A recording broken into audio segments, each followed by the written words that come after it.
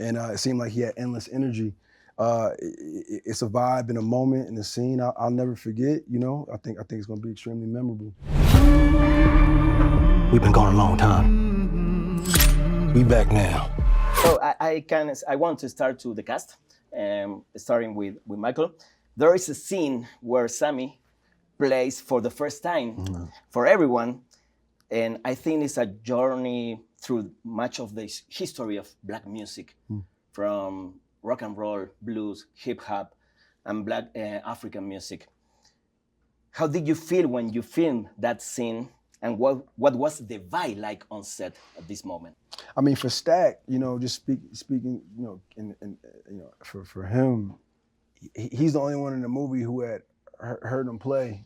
You know, really, I guess Delta Slim did too on the way for a little bit, but the first person to really experience, like, oh yeah, we got something. Like, you know, my little cousin is like is it? He's next up, and we gonna have a good night. So when we get to the juke joint, and Delta Slim calls him up, you know, Stack's just waiting, you know what I'm saying, for everybody to catch up, you know what I'm saying, to what's getting ready to happen. He knew that you know, literally he was gonna burn the house down, you know what I'm saying? Yeah. And the vibe on set was incredible, because I think we've seen some of the rehearsals of you know, the different, you know, eras and genres of music, you know what I'm saying, that's all been, you know, birthed from, at some point, the blues.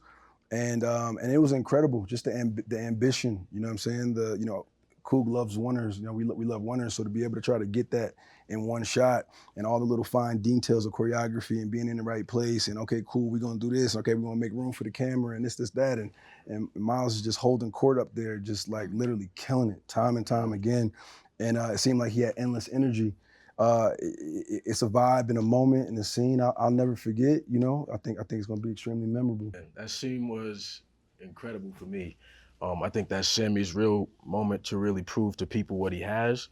You know, he comes from a religious family and a background as a sharecropper, so his day-to-day is, you know, he's in like his life becomes like a routine. So I think he's trying to kind of find himself and find his way, you know, through life. And, you know, he has his cousins to kind of help him navigate. And so to get to the juke and really be able to just, you know, be himself and to show people what he has, I think that was a special moment for him. Yes. Yeah.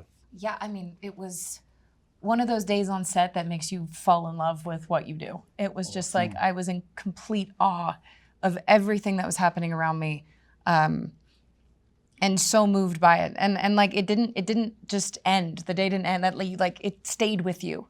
I think this movie does. This movie stays with you. But that particular day was just so special, and like Miles said, that was one of the first times we were all, as a cast, all in the same room, and it was just completely moving and captivating to be a part of. Awesome. Yeah, it was magical. I brought my daughter to set that day just so she could see around and see all the ancestors and the future and all of it. There was a really beautiful moment. What was it? Baba Toto? Oh yeah, Papa Toto. Papa Toto, yeah. There was a beautiful moment between Papa Toto and Miles, like off camera, where he was just kind of imparting all this knowledge and wisdom about his gift and their responsibility in the world with it. And it was so meta, because it was like Delta Slim and Sammy. It was beautiful. Ryan, in all of your films, you had worked with the great composer, Ludwig Göransson. Yeah. And he's also an executive producer of Sinners. How did your director-composer-friend relationship develop from 2013 with Fruitvale Station to Sinners, and what specific things did you ask him for the score for this film? Yeah, that's a great question. So I met Ludwig in 2008. We were students in film school. He had just come from Linköping, Sweden. Yeah. And I didn't really know what a film composer did from time to time. I thought at the time that they played every instrument that you hear on the soundtrack. And one day we were walking across the campus, and I asked him, I said, hey man, so do you play a lot of instruments? And he said no. And he lied to me. He was lying, because he does play a lot of instruments. But if you get to know Ludwig, he got a real crazy sense of humor. But he said, but what I do play is I play the guitar very well. And so I never forgot that about him. And I would always joke with him and say, one day we'll make a guitar movie, you know. But in the process of making this movie, I found out that the reason he plays the guitar is because his dad went to I believe it was a Howlin' Wolf concert and fell in love with the guitar and, you know, taught himself how to play, became a guitar teacher, and then taught his son when his son was born. So when we were scouting for the movie, his dad came with us and we went on the blues trail, you know. And that was like a big thing for me to be on plantations in Mississippi. And you got this Swedish dude in his 70s, you know, in tears because his whole life he wanted to come to this place where his heroes invented this music, you know. And it was like, oh man, this movie is maybe a lot bigger than I was initially thinking, you know. And what I asked, you know, Ludwig for on the film was to just like bring his all to it. He always does that, but on this one we needed a little bit more. So he brought his family down. He was on set every day.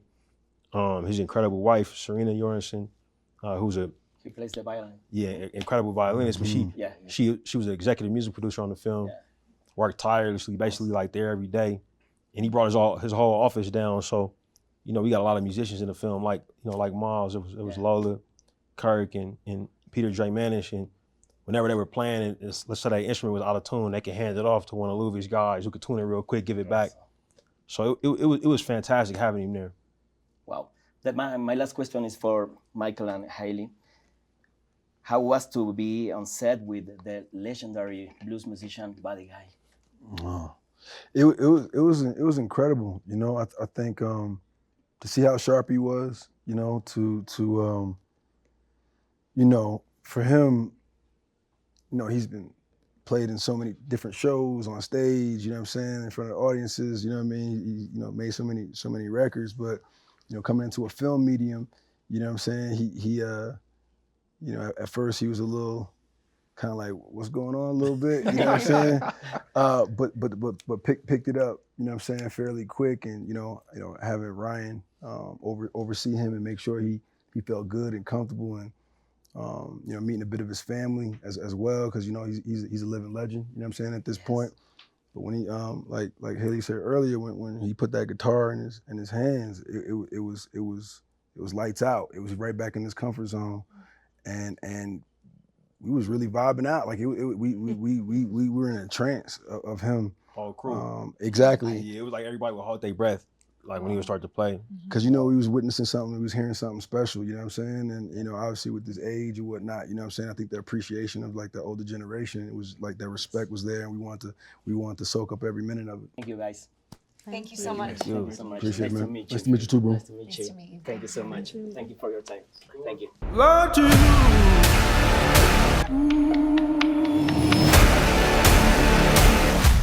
Yo, it's my only thing.